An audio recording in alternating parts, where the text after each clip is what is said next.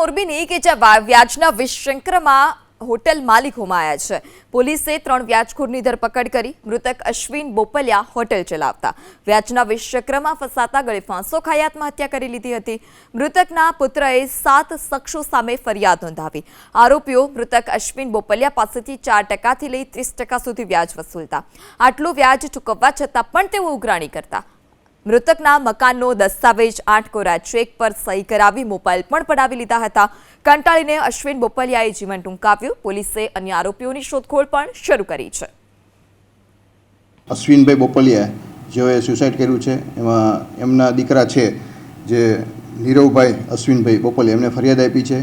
એમને કુલ 7 લોકો વિરુદ્ધ ફરિયાદ આપી છે જેઓએ વ્યાજે પૈસા લીધેલા હોય એ આશરે 70 લાખ રૂપિયા જેટલા હોય। જુદી જુદી રકમ કોઈ 4% કોઈ 10% અને 20-30%ના ઓલાથી લીધેલા હોય। એને વારંવાર પૈસાની ઉઘરાણી કરતા હોય જેથી તેઓના ત્રાસથી પોતે આત્મહત્યા કરી લીધી છે એ બાબતની ફરિયાદ નોંધાયેલી છે। ફરિયાદના કામે અમે 3 આરોપીઓની ધરપકડ કરી છે। એમાં ગિરિરાજસિંહ ગોહિલ, ભરત રબારી અને કિશન રબારીની ધરપકડ કરી છે। અન્ય જે આરોપી પકડવાના બાકી છે ઇમરાન માળકિયા, અજય ભટ્ટ, અજીત જયસિંહ રાઠોડ, વિપુલ જયસિંહ રાઠોડ જેઓને પકડવા માટે એ ડિવિઝન પોલીસ ઇન્સ્પેક્ટર અને સર્વેલન્સની ટીમ જુદી જુદી ટીમો બનાવી અને આરોપી ધરપકડ કરવા માટેના પ્રયત્નો ચાલુ છે।